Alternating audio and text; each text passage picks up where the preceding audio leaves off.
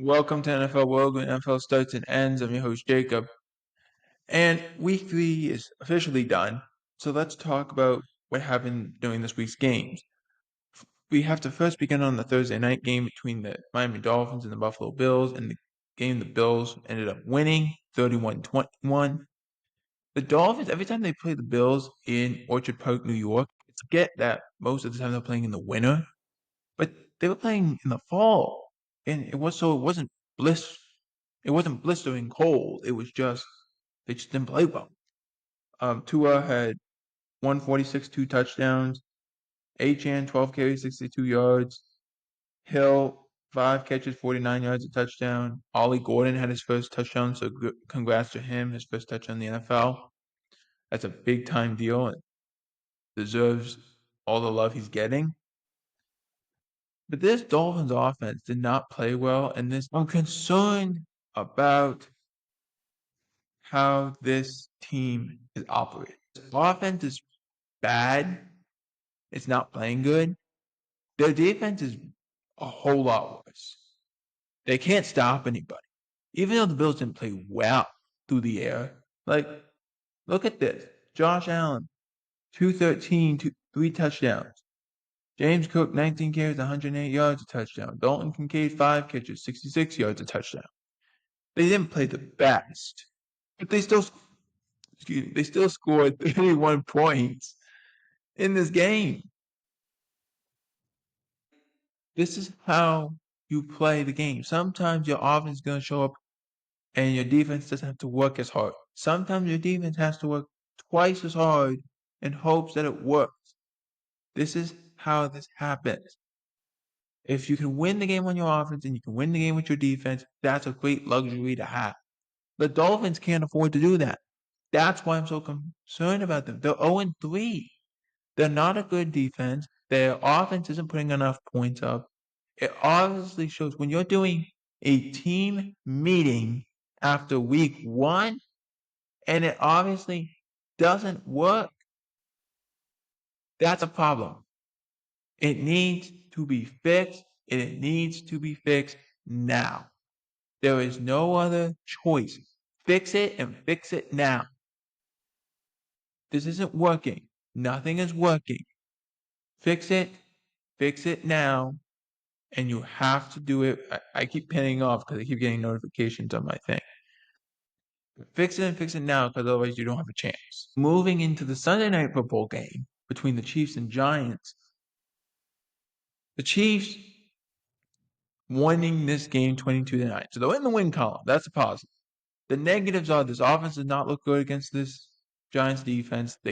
Mahomes got just destroyed all night. His offensive line, he's running for his life. This offensive line is not very good.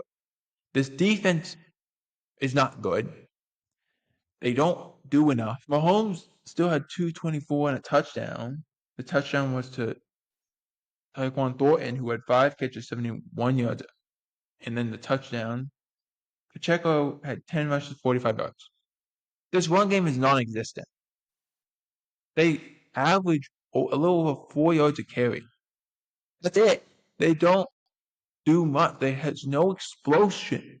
There's no explosive offense here. They don't run the ball well. Their passing game is practically non-existent besides some heroic plays that Mahomes is making. And then their defense has not played well. They won this game off the fact that the Giants can't do anything on offense. Outside of the game against Dallas, Russell Wilson has not done anything. This Giants offense has not done anything. It happened just today. As we record this, the Giants just benched Russell Wilson for Jackson Dart. So Jackson Dart is going to start week 4 against the Chargers, which is not an easy matchup, but at least he gives them a better chance to win the game. They can't do anything. Russell Wilson, 160 yards. That's it. No touchdowns, no picks, no nothing. He did throw a pick, but no touchdowns, no nothing, no positives. They had a 4th and goal and he threw the ball on the back of the end zone. This is not a good team. Scatterboo had the lone touchdown they had in that game. 10 carries, 60 yards, a touchdown. Scadaboo also led them in receiving with 6 catches, 61 yards. That was it. Not good enough. Not good enough. You can't just do these underneath routes. You gotta try to take them deep at points, and you gotta try to play the intermediate part of the game. You know that what the teams are gonna try and do.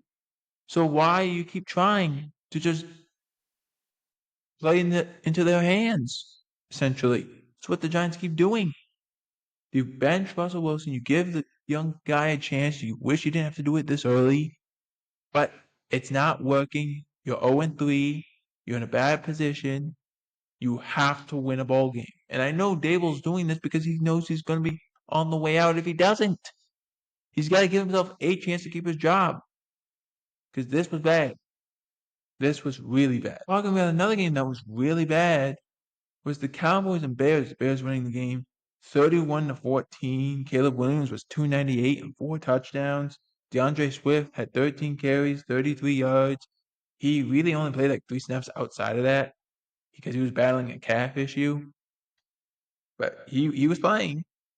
Luther Burden had a career day for 3 catches, 101 yards, a touchdown. If you look at the quarterbacks and the way, if you just look at how the quarterbacks played, you would have said, okay, they played both. They really did play very well.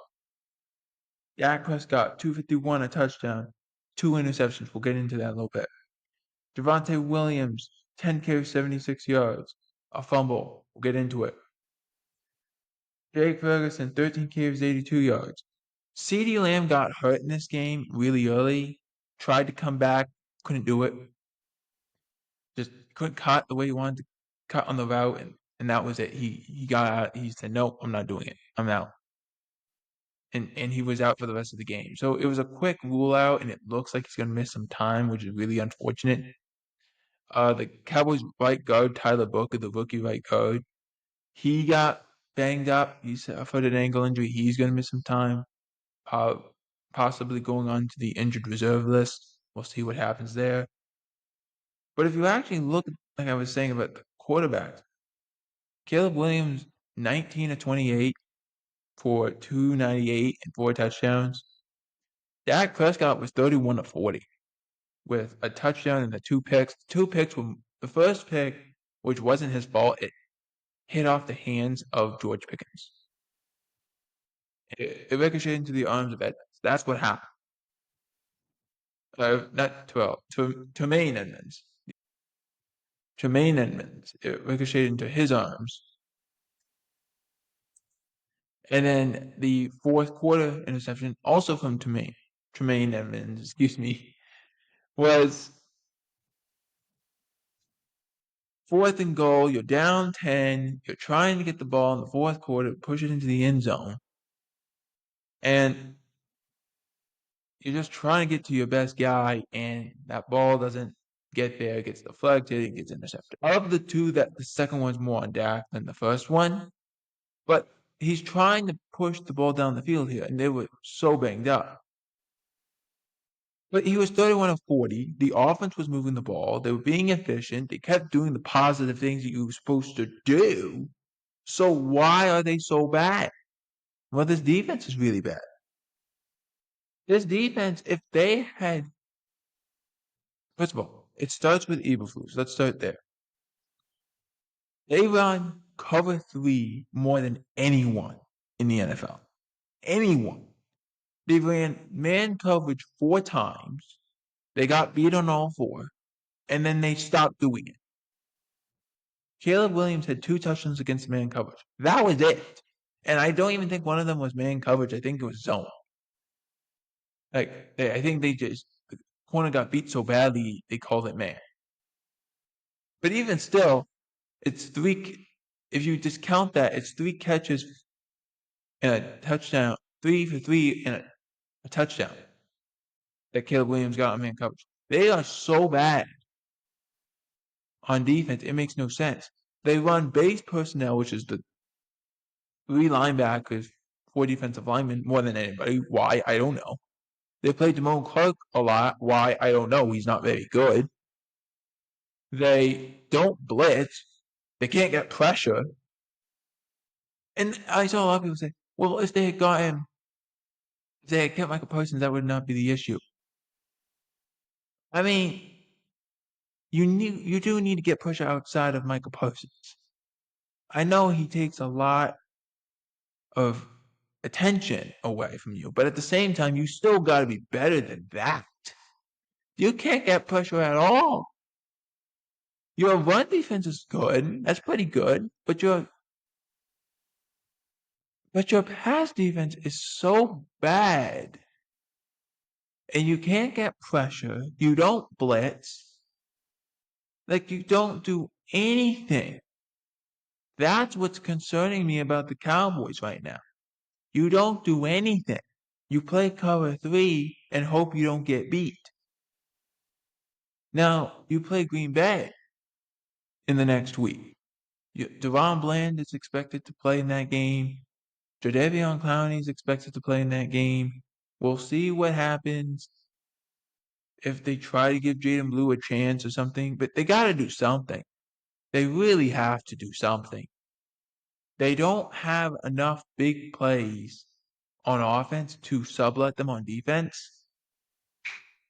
But at the same time, the offense is moving the football. They are getting first downs. They are moving the ball. They got to be better. They turned the ball over 4 times. Like the 2 interceptions from Dak, we said they put the backup quarterback in the game who threw an interception. All right, garbage time. Who cares? But the fumble by Javonte Williams happened on their first drive when they were moving the ball. Big time run. He's running up the sideline. There's blockers ahead of him. Chance that he could have scored. And I think it was Tyreek Stevenson. I think it was Stevenson who whips the ball away from him.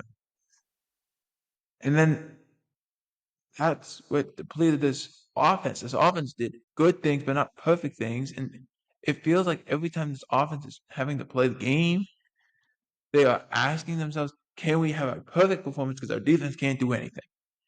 That's what it feels like. They got to blitz. They got to find some way to get some pressure on the opposing quarterbacks.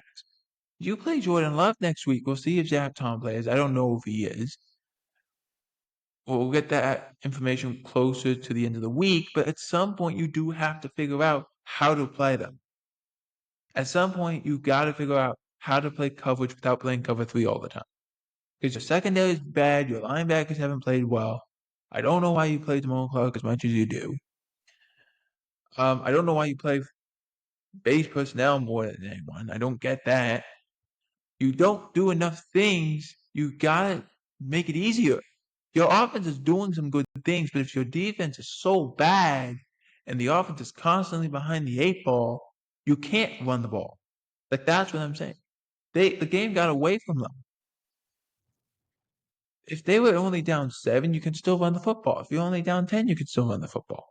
But if you're down 15, 20 points at some times, you can't. You can't dictate the pace of the game because you got to play with urgency, which is what Dallas was having to do at the end of that game. And that's not the style they want to play. They want to dictate the pace. They want to use their offense, get the opposing quarterback on the sideline. But their defense isn't good enough to do that. Something has to change, and it starts with their defensive coordinator. Okay, I'm done my rant. Now, let's go to the Rams at the Eagles. The Eagles winning this game 33-26. All those points pretty much were scored in the second half of the Eagles. They were terrible in the first half. They were losing the game, I believe it was 19-7 at the end of the second quarter. Stafford 196 and 2 touchdowns. Kyron Williams 20 carries to 94 yards. He caught a touchdown. Puka Nacua 11 catches, 112 yards. He played really well.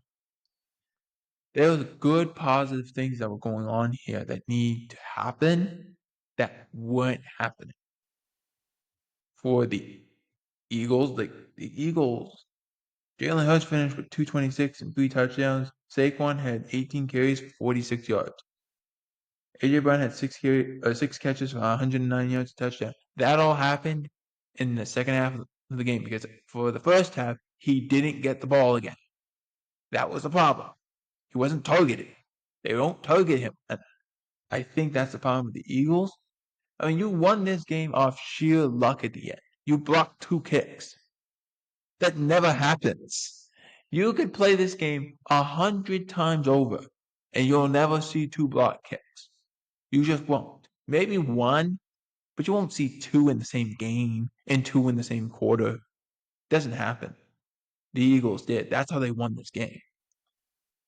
Like, you cannot blame the offense for that at all. They got you down. They made enough plays.